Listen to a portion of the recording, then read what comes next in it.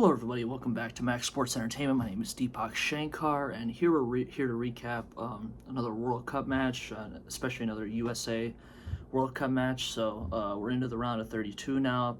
Pretty much all finished now, I believe. And so we got two games coming up tomorrow in the round of 16 with Morocco and Canada, and then France versus Paraguay. So there's been a lot of really good games in the round of 32. I mean, Netherlands, Morocco, Brazil, Japan, Argentina, Cape Verde today. It was unbelievable game, almost one of the greatest upsets, if not the greatest upset in World Cup history. If Cape Verde was able to pull it off, given the obviously the vast difference in FIFA rankings, I believe Argentina was one, obviously the world champions, and then Cape Verde was ranked like high 60s, low 70s, somewhere in that range. The population difference, Cape Verde being like 500,000 people versus obviously Argentina, millions of people. And so, yeah, that was an unbelievable game, just back and forth. And then Colombia, Ghana, even though Colombia controlled most of the game, but still 1-0 was very close.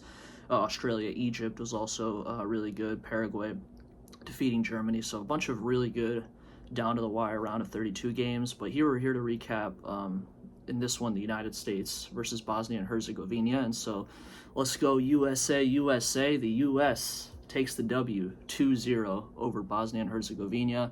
And pretty much overall was a game that the USA dominated from start to finish. They scored 2 goals, but they easily could have had 3 or 4 goals. They had one goal that was called back with Christian Pulisic, and then one goal that was a goal, but then called offsides again with Balogun, and so they created a bunch of chances, really controlled the game in terms of possession and shots on goal and things like that. So really good, really comfortable win in the Bay Area. And so yeah, it was Fuller and Balogun who scored the first goal right at the end of the first half, and then Malik Tillman on the free kick in the 82nd minute, which was obviously great to see because especially scoring on a set piece like that, that wasn't a corner kick, scoring on a free kick, which usually it's reserved for the upper tier nations that can do that sort of thing. You think of Messi or like a Ronaldo or Kylian Mbappe, players like that who are, can thrive and make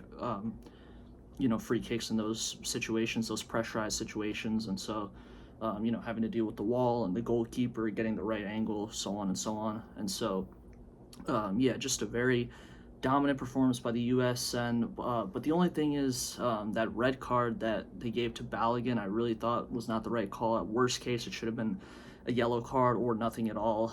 It was incidental.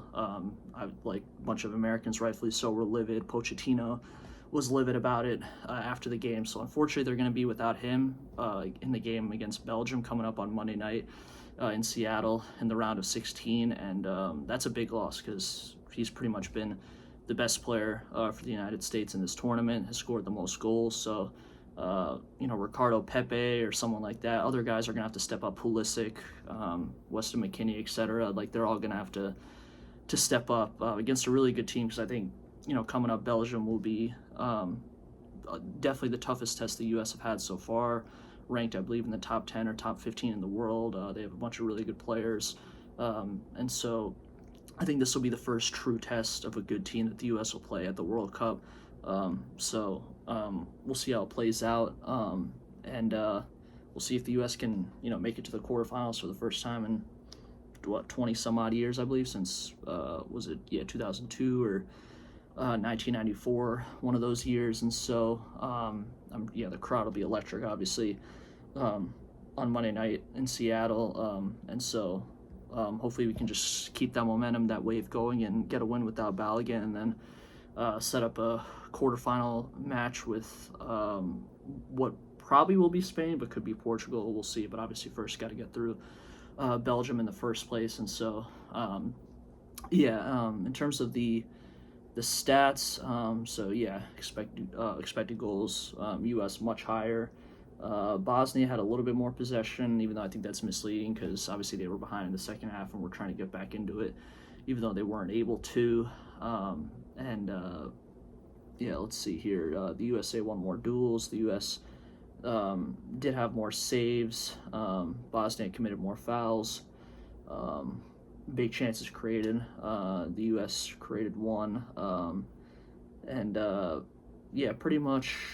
Um, yeah, those are pretty much the stats. Everything else is pretty even all across the board. Just looking through the numbers. Yeah, let's see. I mean, passes, Bosnia had a few more, but again, I think that's because they were behind late in the game, and we're trying to obviously desperately catch up and make it a game in the end.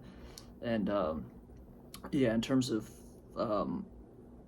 player stats, yeah, I mean, just a very all around, again, very solid performance all around by the team. Obviously the goal scorers, Balogun and Tillman played well, but Weston McKennie played really well.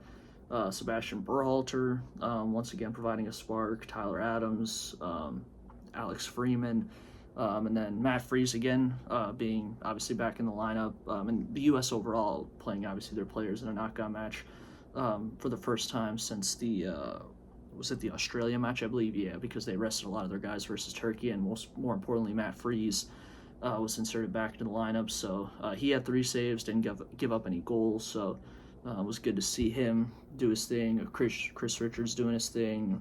Dest, and then yeah, I think Bosnia. Their goalie Nikola Vasic gave up 2 goals.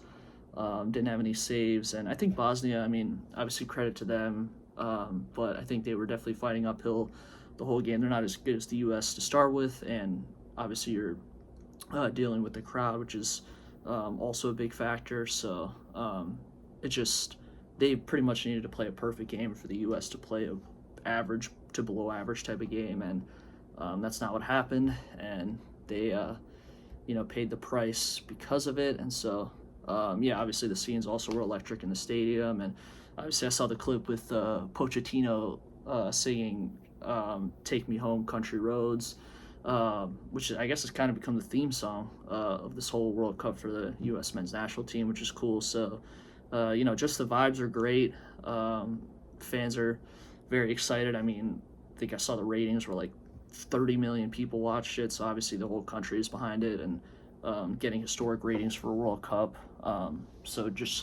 And you see the watch parties in different cities like DC and Kansas City and other cities and such, and so around the U.S.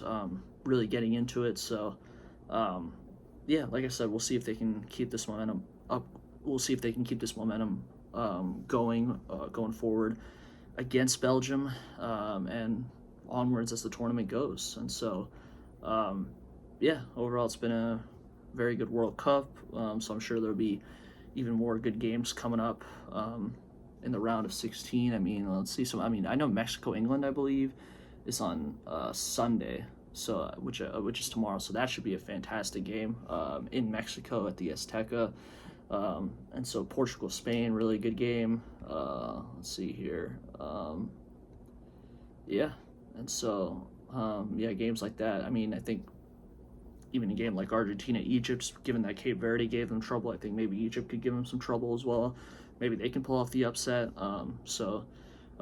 Really good games coming up here in the round of 16. And so we'll see who advances, who gets eliminated. Obviously, everything on the line, with it being a World Cup, biggest sport on the planet. So, yeah. And so that's all I had.